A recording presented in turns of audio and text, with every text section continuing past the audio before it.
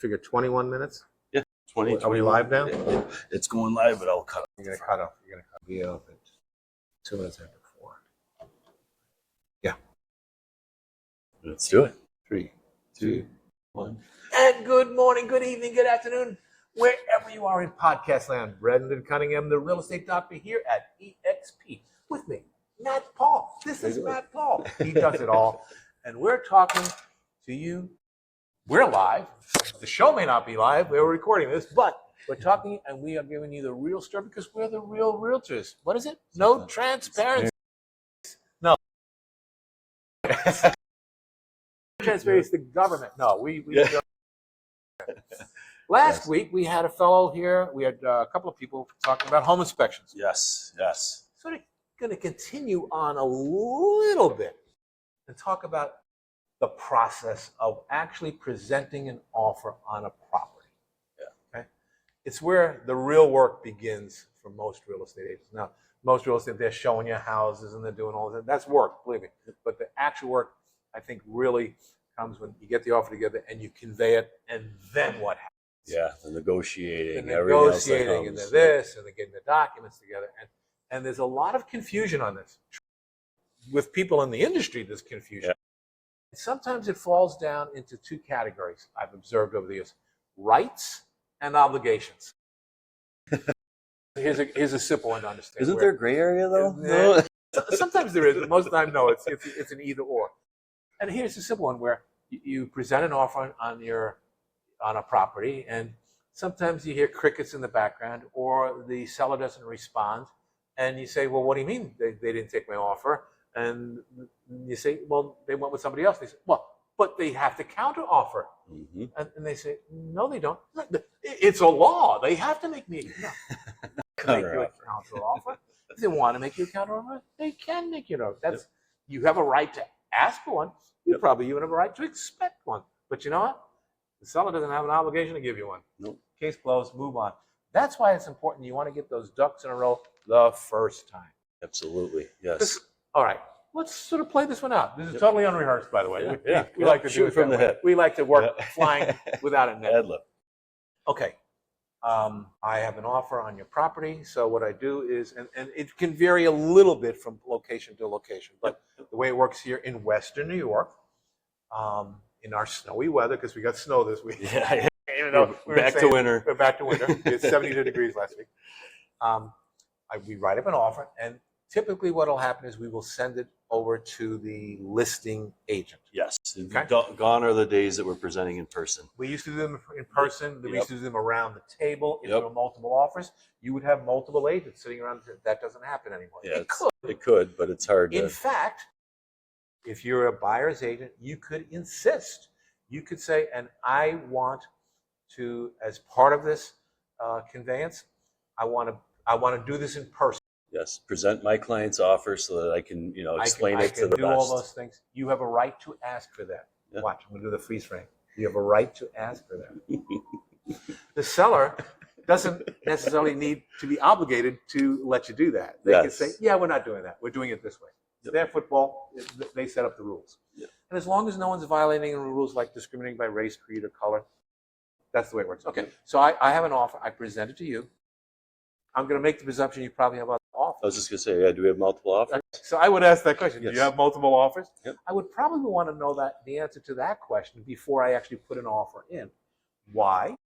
A good agent will want to know the best or most desirable terms of the seller. So you're going to call and try to pick my brain. What am I going to do? Call. I'm going to call. Yeah, Oh not my God. text, not A lot of email. agents don't do that. Yeah. It's an important step.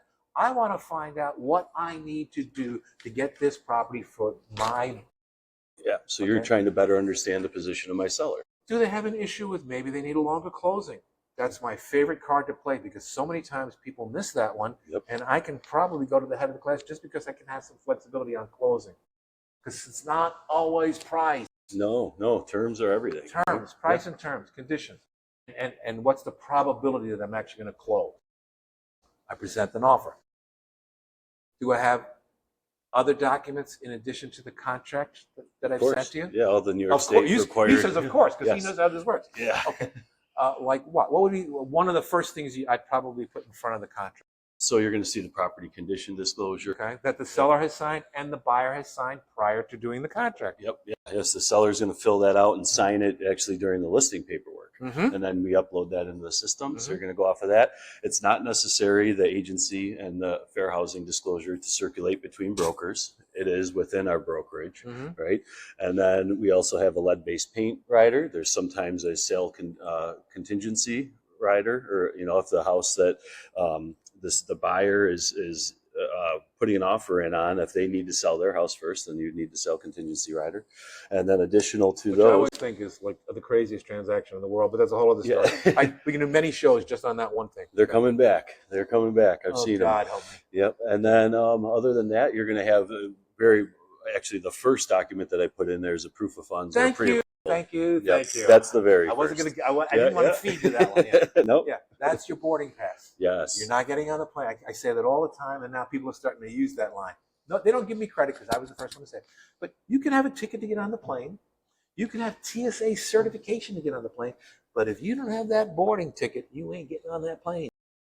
And that's the first thing that goes right in front of my contract. This is proof of funds or a pre-approval from a reputable lender. Yes, preferably local. Preferably local. Good local real estate, everything. Good local real estate attorney, good local real estate agent, good local real estate Inspector. lender, inspector, all these things. You always want to stay local.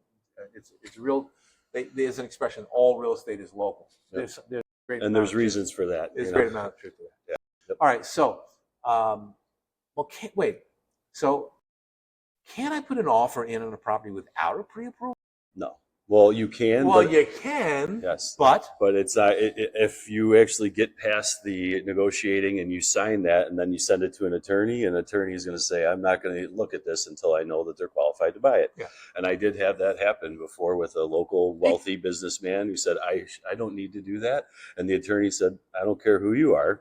Anybody can spend millions of dollars a year, even if they make that. So I need to see that you have that available and liquid in order to close on this transaction." So that's a part of their obligation to get their ducks in a row. See, a lot of times people don't understand what's going on in this scenario. Yeah. This is like hockey. Mm-hmm. I shoot the puck on my side. He's the goalie. He's got to make sure that nothing's going to get passed that's not supposed to get. And a good agent is, they catch them all. They catch them all. Here's one that a good agent will catch. He's got multiple offers, and one of them is a first-time buyer, and another one is a buyer whose house has sold, but it hasn't closed yet. Okay? Now, that's not, and we got to use this carefully, that's not the big C, the big contingency. Yeah. Because the house is sold, it's just not closed. It's not subject to the selling of a house, it's subject to the closing of a house. Yep. So if I'm an agent and I'm the hockey agent over here, he's got two offers. This one's a first-time buyer. This one's a guy that's got a house that has to close to get his mortgage. Yes. Yep. Which is a better offer? Just right there. Yep. It's like, okay, I always talk about, well, it's a case of which shoe do we have to wait to drop? With the first-time buyer, you have to hope that he has enough money down and he's got a good job and he closes on the property because it's still subject to all those things. But with this guy over here, well, you got to hope that he has a good job and he can close on the property and all that. But he's got to have a house to close. Mm-hmm. If God forbid the guy that's buying his house loses his job, or the guy that's buying his house is, what's the word I'm looking for? We have beards, you can do this. Is an idiot and goes out and buys a boat the day before he closes. That house doesn't close. Oh, guess what? The dominoes fall. Not a pretty scenario. So a good agent has to be mindful of those situations and risks. Risks. Yeah. And what we do is I like to just point at the risks, and then I say, you're a big boy, a big girl. You got your big boy pants on, your big girl pants on. I said, it's your call. What do you want to do? Yeah. Something said, well, what would you do? And I said, okay, there's more risk with this, there's less risk. But there's other things. Chances are with a first-time buyer, they may have fewer dollars on the table going into the escrow account. This guy might have more. So there's all the factors that go into it, but there's also all the paperwork that goes in. Exactly. Yeah. And what's crazy, I did mention this last week for sure. When I first came up to Western New York, the contract was 2 pages, front and back, so it's actually 4 pages, legal size. And now it's 13 without the riders. Once you start putting riders, you're in the 20s. Yeah. You're in the 20s easily. And if you have a couple of things, like you're in an agricultural district. That's an extra one. That's an extra. Vacant land is an extra one. It could be a vacant land thing. And the agricultural district is a big one because, like Orchard Park, a lot of that's in an agricultural district. Yep. I mean, same with Clarence. Clarence, a lot of it's in an agricultural district. And why is that important to disclose that? Well, I like cows as much as the next guy, but sometimes these cities may not want to have it. Next door to my daughter's house in the city has chickens. Yeah. I love the chickens. I like to hear them, and every once in a while she gets eggs. But you know what? Not everyone likes chickens. Yeah. You know? And sometimes in the city, when you get chickens, it attracts rodents. Yeah. Well, not everybody loves the smell of manure. So And, when you're out by a farmer's field it's and really they're about spreading the manure. When I first moved into town, I did have a farm, and it was great, and I loved it. But I didn't like it when the neighbors would spray the manure. Yeah. The spray manure is that spreads. caca-doodle. We don't very, like that. very smelly, but it can be offensive to those that aren't used to it. So first of all, the listing agent in this case, he's got to make sure that the appropriate paperwork is there. He may need to request other paperwork, but he's also going to go through the priorities. First one is the guy qualified? Yeah. And I might call the lender, and see, what kind of credit score do they have, or if I notice that they're really pushing the envelope with the financing, and I have seen, 97% financed properties, then, okay, how much cash is on hand? That's a whole other world, because now we're seeing things where people will be paying over the asking price. Yep. They're setting the market. That's fine. But if they're going to be going for a mortgage, the property has to appraise. Unless they waive that privilege. Yeah. And that's another thing that a good listing agent say, listen, I know you're willing to pay $100,000 over the asking price. You may be thinking, I don't think this thing's going to appraise $100,000 over the asking price. So he has to sometimes think, you know what, this is a really good offer, but I'm going to go with this guy that's paying less because it's. Yes, and you justify that number. You be able to justify. So there's all kinds of algorithms and logarithms that he has to go through to make sure that works. It's an entire chess match that's going on back and forth. Some sacrifice queens in there. Yeah. Oh yeah. And sometimes furniture, sometimes all different all things. Kinds of things. And it's the hard. I think it's the hard part of the transaction, but it's also the most fun part. I agree. I think it's a challenge, but it's fun. And then you got to do it in a way. How do I do this as to not piss off the other agent? Yeah. Because we sometimes have short fuses, and sometimes the person sounds like they're being overly anal retentive. Yes. When sometimes they are. Yep. And sometimes they're just being thorough, and you're being sloppy. Yes. Yep. Sometimes they're actually sometimes he's trying to make me look good. That's hard to do sometimes because I'm sometimes being a jerk. Yeah. Yep. But you still have to do it because we have to keep rapport. Because if we fall out of rapport, who takes it on the chin? Yeah. The clients. Yep. The clients. Yep. And we never want to get in the way of the transaction or the clients what they want to get done. Yes. So, but yeah, it's just fascinating, all this, the paperwork going back and forth. There's a little box in our contract. It's a cutoff date. You can say that everyone has to sign this contract by such and such a date, or I'm rescinding my offer. It's a very dangerous thing to put in a contract many times, because you could be taking yourself out of the contract when it's going to be a relatively protracted period of negotiations, because he's got 10 offers to feel. He's got to talk to this guy, he's got to talk to this guy, got to talk to this guy, get everyone up here. You may have said, well, and if I don't know by Friday night, I'm out of the deal. Well, they're still talking. You could have been in the deal. So you got to be real careful. Unless your client wants it, you could be doing them a disservice. You could be doing them a disservice. Absolutely. And whenever somebody asks for something, I always say, okay, we can do that. Just tell me why you want to do that. Yep. And if it makes sense, we can do that. If it doesn't make sense, I'll say, okay, it's on you. I'm telling you. Or let me tell you what could happen and why. And you do it your way. The contingent sale thing that you were sort of talking, which I just...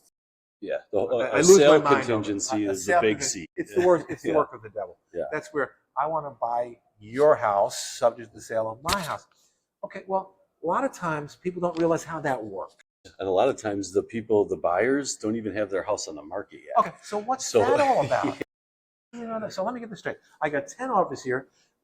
Cash. No house needs to close. Cash. This guy's already got the thing approved by the attorney. And then zero in the end. Not only does he have to sell a house, but it's not even on the market yet. What are you doing? That's a really tough sell. I mean, That's well, real tough. why would the seller want to do that? Well, the answer is they probably would. Well, Unless it's a doghouse. or a buyer's market, a strong buyer's market. Very strong buyer's market. The house is sitting ridiculous, for months. With things is years, years. Yeah. But the thing that I think is so funny about that is what a lot of buyers say, well, they'll say, well, I don't need to sell my house, but I want to do it that way so I have the comfort level. Mm-hmm. That's fine as long as I take you through the rest of the scenario. Yeah. And the rest of the scenarios, you do realize that house remains on the market, even though they've accepted the offer with you. Oh, and if somebody else comes along, we call that a third party. And they want to buy the house and they don't have to sell a house. Yeah, there's no contingencies. Well, they can put you on notice. And if they put you on notice, would you remove your contingency? Because you said, I'd remove it at that point. Then why are you going through this scenario? Yeah. Why would you do that? Why are we getting to this point where this other person's getting their hopes up? If you're just going to remove it, then just remove it. Because here's the deal. If you want to buy a house subject to sell another house, chances are the seller that's willing to talk to you, he's either in a soft market, he's got a house that nobody wants that may not be mortgageable, and nobody else has stepped up to the plate. There's a reason why nobody stepped up to the plate. Yeah. So you really need to consider all these factors when you're going with and contingent offer. Being the listing agent is, in some cases, an agent will think it's easier than working with buyers. One element is easier. I don't have to chase people. Yeah. They have to chase me. Yeah, and you're not driving as much for that client. And also, in theory, when a transaction occurs, if you're the listing agent, one of these guys is going to buy it. Yep. If 10 offers on this side, there's 9 losers. Yes. That part's tough. Yep.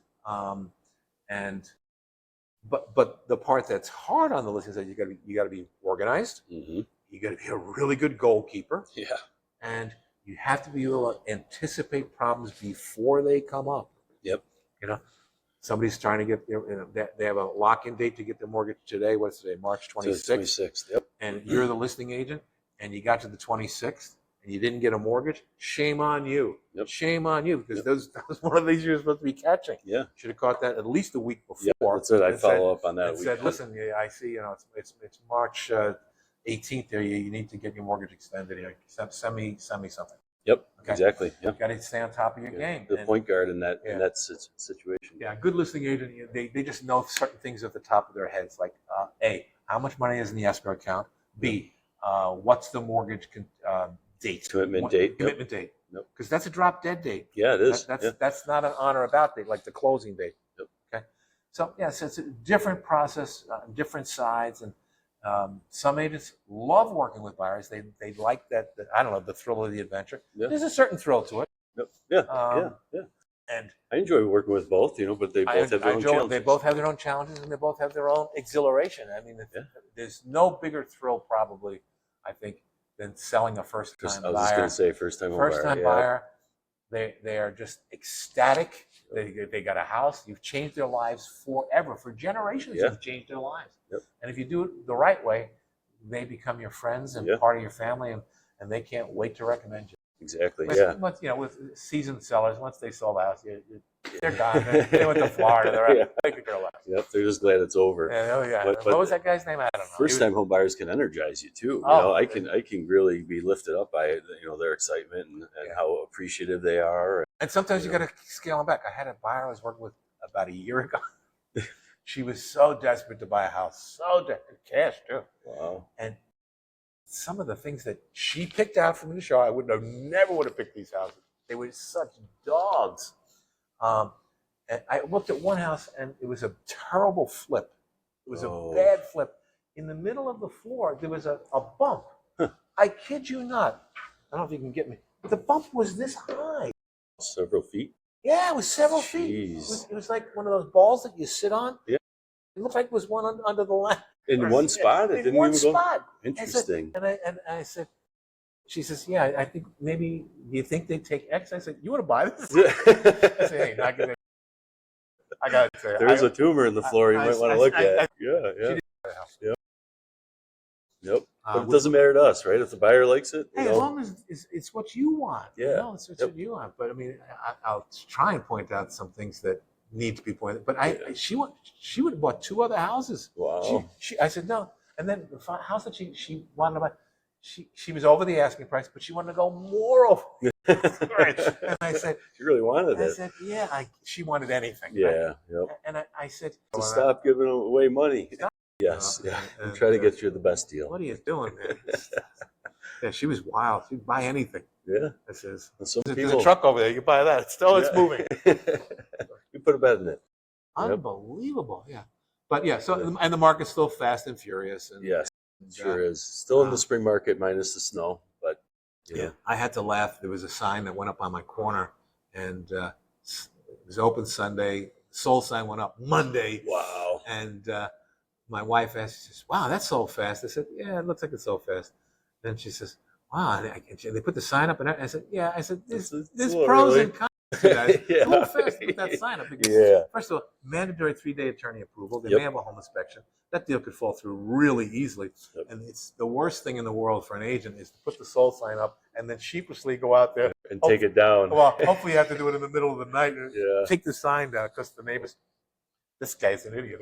I won't do it until I receive the earnest money deposit. And I won't do it until I have a mortgage commitment. Oh, wow. So you're about halfway through the deal. So I'm actually hurting myself that way because if you do it, when do you do it? I do it after the receive the earnest money. That's probably an okay thing. Earnest money, you could probably do that. You weigh the odds there. And I know agents that don't put it up because they always want people to call. Okay. Yep. Where I'm not going to probably put myself for 3 or 4 weeks, but I would rather do that than ever be forced having to do it down. Yeah, it's the super without the whole sign. Yeah, there's no rule of thumb other than what are you trying to get accomplished. Yeah. So those are some of the things that go on behind the curtains, and we like to sometimes share those things behind the curtains, so it gives you a better understanding, maybe a sense of appreciation of what actually happened. Yeah. And if there's any questions out there that you have that we haven't answered, feel free to comment. We're just scratching the surface. Touching it. What's interesting is in the old days you had to make 7 copies. Now we don't do 7 copies. Yeah. And the 7 copies that they did live went to different people. Yeah. 2 attorneys, 2 both clients, right? 2 clients. Yep. An admin. The 2 brokers. Yep. And then the bank. Oh yeah. Yeah. So, and that last copy you could barely read. They're carbon copies, so the last one was very hard to read. Right. Oh, and the thing with the Biden thing with the automatic stamp, you can't do that. No, They had to be originals. Yep. And what I always thought was interesting is in Pennsylvania, legal signature had to be in ink, right? It was weird. It was black ink. Yeah. And I think, no, I want blue ink because I can tell the difference between blue ink and a photocopy. Yep. Well, now they have photocopies that are blue. Yeah. So, anyway, so that's our story for the week. Yeah. Tune in next time with your friends and families. What is this? Subscribe and all that stuff. Yeah. And then more. We have some really interesting people coming in the next couple of weeks that you want to tune in for. This is the real story. Yep. Matt Paul does it all. Brendan Cunningham, the real estate doctor, saying, "Catch you soon." Thanks for tuning in. That was great, Brendan.